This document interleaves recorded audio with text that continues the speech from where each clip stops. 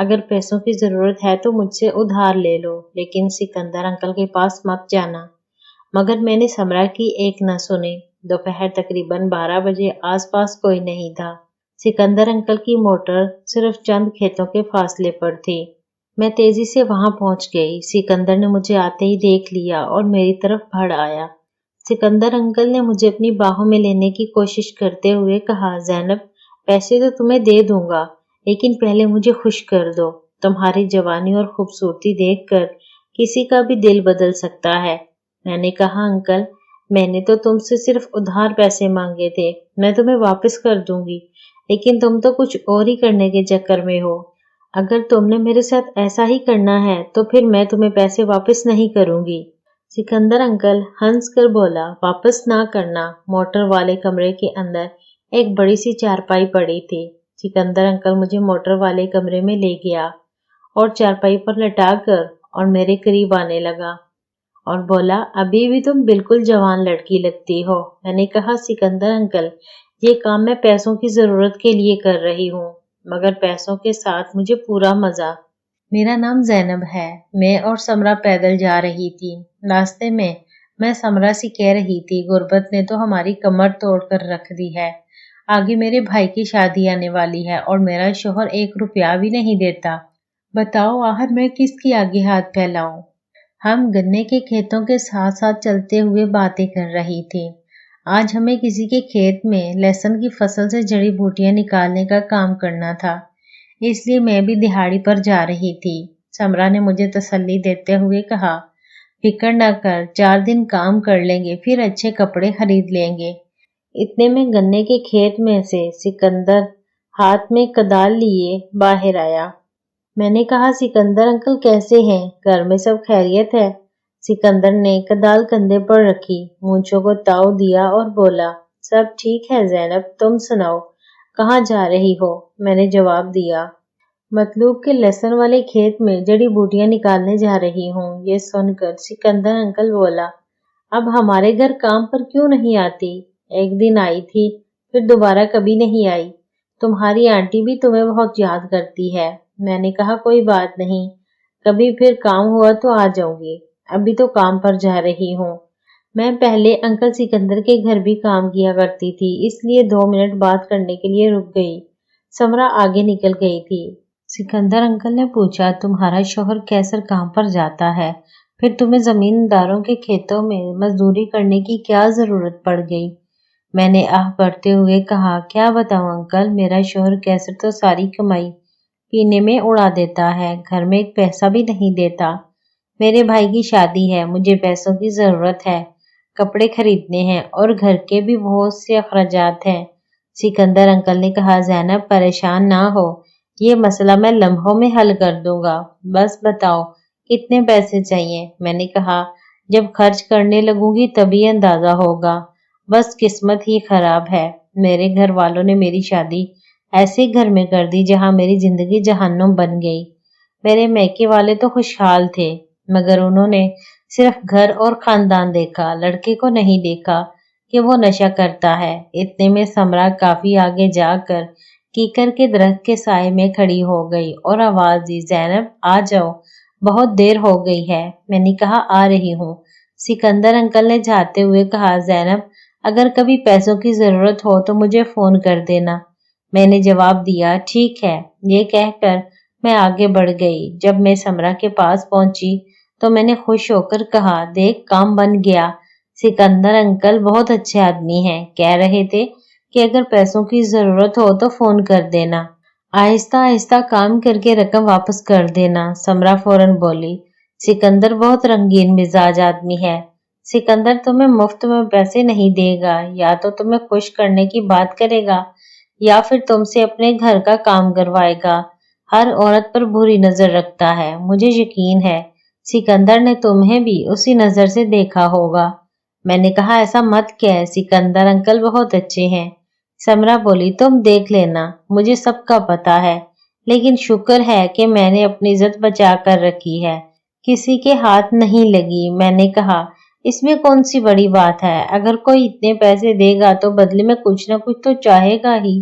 سمرا نے حیرت سے میری طرف دیکھا اور بولی، اچھا सिकंदर जो मांगेगा तुम दे दोगी? मैंने जवाब दिया, हाँ, इसमें कौन सी बड़ी बात है, मेरा शौहर भी यही सब करता है, लेकिन देता कुछ नहीं। अगर उसके साथ थोड़ी देर हंसी मजाक या रोमानवी अंदाज में वक्त गुजार लूं तो क्या फर्क पड़ जाएगा, कम से कम चंद पैसे तो मिल जाएंगे। समरा ने फौरन मेरे मुंह पर हाथ रखा और बोली, ज़ैनब तुम तो बड़ी बेशर्म हो गई हो।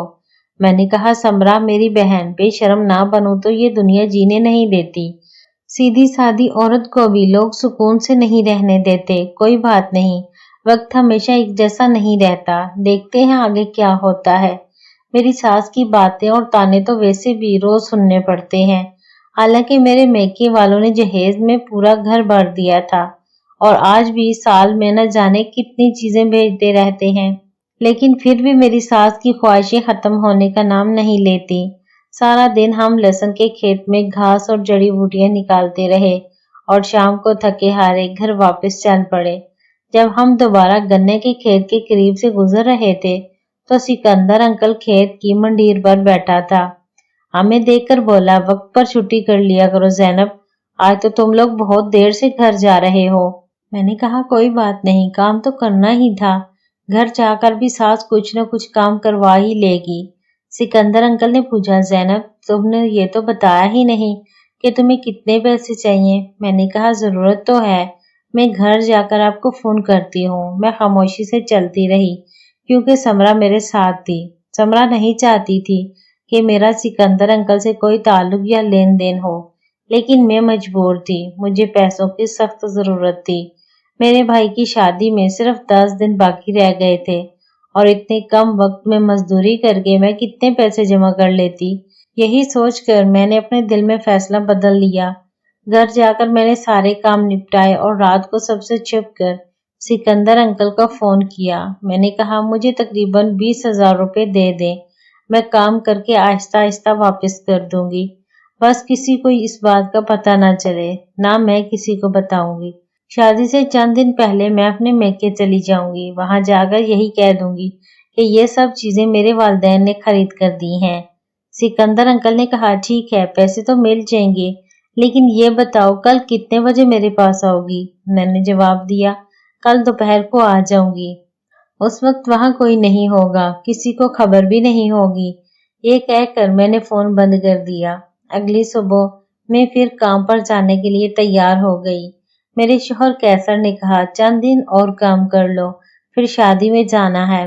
मेरे पास इस वक्त पैसे नहीं हैं, ठेकेदार ने भी अभी उधार देने से इनकार कर दिया है। मैंने कहा, कोई बात नहीं, जितने हैं उन्हीं से गुजारा कर लूंगी। वो मिस्त्रियों के साथ अपने काम पर चला गया और मैं भी समरा के साथ पानी की बोतल और खाने का डिब्बा थैले में रख कर लहसुन के खेत की तरफ रवाना हो गई। मेरी सास घर ही रह गई थी और मैं मजदूरी के लिए जा रही थी। अभी मैं गन्ने के खेत के पास पहुंची ही थी कि सिकंदर अंकल फिर सामने खड़ा था। वो बोला, मैं तुम्हारा इंतजार कर रहा था, दोपहर को जरा जल्दी आ जाना। ये कहते हुए सिकंदर अंकल ने जेब में रखे हुए नोट भी दिखाए और कहा, देखो मैं पैसे भी साथ ले आया हूँ। मैंने कहा, ठीक है, कोई बात नहीं। मैं और समरा आगे चल पड़ी। रास्ते में समरा ने मुझे समझाते हुए कहा, ज़ैनब रहने दो, अगर पैसों की जरूरत है तो मुझसे उधार ले लो, लेकिन इस आदमी के पास मत जाना। समरा बार बार मुझे रोक रही थी, मगर मैंने समरा की एक न सुनी। दोपहर तकरीबन 12 बजे आसपास कोई नहीं था। मैंने समरा से कहा, तुम यहीं थोड़ी देर आराम करो, मैं पैसे लेकर अभी वापस आती हूँ। सिकंदर अंकल की मोटर सिर्फ चंद खेतों के फासले पर थी। मैं तेजी से वहां पहुंच गई। सिकंदर ने मुझे आते ही देख लिया था और मेरी तरफ बढ़ आया। जब मैं सिकंदर के करीब पहुंची तो मेरे चेहरे पर अभी भी दुपट्टा था। उसने मुझे अपनी बाहों में लेने की कोशिश करते हुए कहा, ज़ैनब पैसे तो तुम्हें दे दूंगा, लेकिन पहले मुझे खुश कर दो। तुम्हारी जवानी और खूबसूरती देखकर किसी का भी दिल बदल सकता है। मैंने कहा, जरा शर्म करो, तुम उम्र में मुझसे बहुत बड़े हो, मैं ये सब कैसे कर सकती हूँ? सिकंदर बोला, नहीं, तुम्हें मेरी बात माननी पड़ेगी, चाहे मैं बूढ़ा हूँ या जवान, तुम मुझे यूं इनकार करके मेरी बेइज्जती कर रही हो। मैंने कहा, मैं तो तुमसे सिर्फ उधार पैसे मांगे थे, मैं तुम्हें वापस कर दूंगी, लेकिन तुम तो कुछ और ही करने लग गए। अगर तुमने मेरे साथ ऐसा ही करना है तो फिर मैं तुम्हें पैसे वापस नहीं करूंगी, सिकंदर हंस कर बोला। वापस ना करना। मैं और सिकंदर मोटर वाले कमरे में एक ही चारपाई पर बैठे हुए थे। अंदर एक बड़ी सी चारपाई थी। सिकंदर मेरे करीब आने लगा और बोला, अभी भी तुम बिल्कुल जवान लड़की लगती हो। मैंने कहा, और क्या, मैं तुम्हें बूढ़ी लगती हूँ? अगर तुम बूढ़े हो तो इसमें मेरा क्या कसूर? मैं हंसी मजाक में उससे बातें करती रही और सिकंदर भी मुझसे मोहब्बत भरी बातें करने लगा। मेरा भी दिल कुछ नरम पड़ गया। मैंने ना सिकंदर अंकल को कुछ कहा और ना ही रोका। पैसों की जरूरत मेरे जहन पर हावी थी, इसलिए मैं खामोश रही। सिकंदर कभी मेरा हाथ पकड़ता, कभी मोहब्बत से मेरे करीब आता और मैं भी उसके साथ रोमानवी अंदाज में पेश आती रही। कुछ देर बाद सिकंदर थक गया और कहने लगा, मैं वाकई तुमसे बहुत खुश हूँ। इसी तरह कभी कभी मुझसे मिलती रहा करो। मैंने कहा, ठीक है, जब तुम कहोगे आ जाऊंगी, लेकिन बार बार जल्दी जल्दी मत बुलाया करो, वरना लोगों को शक होने लगेगा। उसके बाद मैं सिकंदर से पैसे लेकर वापस समरा के पास आ गई। मुझे देखते ही समरा बोली, उस बूढ़े ने तुम्हारे जिस्म पर ये कैसे निशान बना दिए? मैंने कहा, सिकंदर हद से बढ़ रहा था, लेकिन मुझे पैसों की जरूरत थी, इसलिए बर्दाश्त करना पड़ा। मेरे जिस्म पर वाकई उसके निशानात थे। समरा ने हमदर्दी से गीला कपड़ा लाकर मेरी गर्दन पर रखा। मैंने कहा, रहने दो, कुछ नहीं होता, किसी को पता नहीं चलेगा। मुझे पैसों की जरूरत थी, इसलिए सब बर्दाश्त करना पड़ा, वरना मैं कभी ऐसे आदमी के करीब भी ना जाती। समरा ने कहा, ज़ैनब, मजबूरी इंसान से बहुत कुछ करवा देती है, लेकिन जरा एहतियात से रहना। तुम्हारा शोहर कैसर बहुत खतरनाक आदमी है, अगर उसे पता चल गया तो कैसर तुम्हें मार डालेगा। मैंने जवाब दिया, कोई बात नहीं, अभी तो अपनी जरूरत पूरी कर लो। मेरे भाई की शादी भी खैरियत से हो गई। उसके बाद सिकंदर मुझे फोन करने लगा और पूछता, अब कब आओगी? मैंने कहा, अभी नहीं, अभी तो शादी से वापस आई हूँ, बहुत थकी हुई हूँ, 4 दिन काम कर लेने दो, फिर वक्त निकाल कर आऊंगी। लेकिन सिकंदर बस जिद रहता। सिकंदर कहता, मैं तुम्हें और भी पैसे दूंगा, तुमने मुझे खुश किया है, इसीलिए तुम मुझे बहुत अच्छी लगती हो। मैंने कहा, ठीक है, आ जाऊंगी। एक दिन दोपहर के वक्त मैं फिर सिकंदर की मोटर पर गई। सिकंदर ने मुझे 5,000 रुपए दिए, जिनसे मैंने घर का सौदा सलफ खरीद लिया। उसके बाद भी सिकंदर इसी तरह मुझे पैसे देता रहा और मैं सिकंदर से फोन पर बातें करती रही। सिकंदर अंकल मुझ पर इतना खुश था कि मेरे लिए हर चीज करने को तैयार रहता था। मैं भी सिकंदर से बात करके खुश हो जाती थी। एक दिन मेरा शौहर कैसर पीकर घर में लेटा हुआ था। इसी दौरान मेरे फोन पर सिकंदर का कॉल आया। मैंने फोन उठाया तो सिकंदर कहने लगा, हमें मिले हुए 1 महीना हो गया है, किसी दिन वक्त निकाल कर मिल जाओ, अब तुम्हारे बगैर दिल नहीं लगता। मैंने कहा, फिक्र ना करो, जैसे ही मुझे वक्त मिला मैं आ जाऊंगी। मुझे ये मालूम नहीं था कि मेरा शौहर कैसर जाग रहा है। मैंने समझा कैसर सो रहा होगा, लेकिन उस दिन कैसर ने कम पी थी और कैसर मेरी सारी बातें सुन रहा था। जब फोन खत्म हुआ तो कैसर उठकर कहने लगा, अपना फोन दिखाओ, ये किसका नंबर है? मैंने झूठ बोलते हुए कहा, पड़ोसन का फोन था। कैसर ने गुस्से में मेरे मुंह पर थप्पड़ मारा और मेरा फोन छीन लिया। कैसर ने फोन में से वो नंबर निकाला और दोबारा मिला दिया। मैं कैसर से फोन वापस लेने की कोशिश कर रही थी, लेकिन इस दौरान दूसरी तरफ से सिकंदर अंकल ने फोन उठा लिया और कहा, ज़ैनब, क्या हुआ? ये सुनकर मेरे शौहर ने पूछा, तू कौन है? दोनों के दरमियान सख्त तलकलामी हुई और एक दूसरे को बुरा भला कहा। अब कैसर को सारी बात समझ आ चुकी थी। कैसर ने गुस्से में फोन बंद किया और दीवार पर मारकर तोड़ दिया। फिर मुझे बहुत मारा। मैंने रोते हुए कहा, अगर तुम ना पीते और मुझे घर के खर्च के लिए पैसे देते तो मुझे बाहर किसी के सामने हाथ फैलाने की जरूरत ही ना पड़ती। मेरे शौहर कैसर ने कहा, मैं तुम्हें तलाक दे दूंगा, अब मैं तुम्हारे साथ नहीं रह सकता। लेकिन मेरी सास ने कैसर को बहुत समझाया, इसलिए कैसर ने ना मुझे घर से निकाला और ना ही तलाक दी। कैसर ने कहा, मैं तुम्हें एक मौका दे रहा हूँ, लेकिन आज के बाद तुम घर से बाहर कदम नहीं रखोगी। मार खाने की वजह से मेरे चेहरे पर नील पड़ गए थे। अगले दिन समरा मुझसे मिलने आई।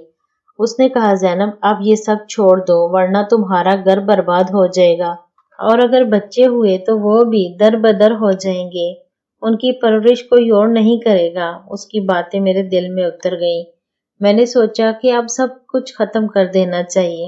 اسی دوران میرے شوہر نے کہا، آئندہ تمہیں جتنے پیسوں کی ضرورت ہوگی میں لے کر دوں گا، میں پینا بھی کم کر دوں گا، لیکن میں یہ برداشت نہیں کر سکتا کہ تم کسی اور مرد کے ساتھ تعلق رکھو۔ سمرا مجھے پانی پلاتی رہی اور حوصلہ دیتی رہی۔ سمرا بولی، جو ہونا تھا وہ ہو گیا، لیکن اگر اب تم سمجھداری سے کام لو گی تو تمہارا گھر بچ جائے گا، ورنہ سب کچھ برباد ہو جائے گا۔ میں نے کہا، ٹھیک ہے، اب میں سکندر سے کبھی بات نہیں کروں گی۔ اس کے بعد میں نے سکندر سے دوبارہ کبھی رابطہ نہیں کیا۔ میرے شوہر قیصر نے میرا گھر سے باہر جانا بھی بند کر دیا۔ گھر کی ہر ضرورت پوری ہونے لگی۔ اگرچہ میری ساس کبھی کبھی مجھ سے جھگڑتی اور تانے دیتی تھی، مگر میرا شوہر قیصر اسے بھی روک دیتا اور کہتا، اب یہ گھر ہی میں رہتی ہے، زینب کا کسی سے کوئی تعلق نہیں، تم زینب کو کسی قسم کا تانا مت دو۔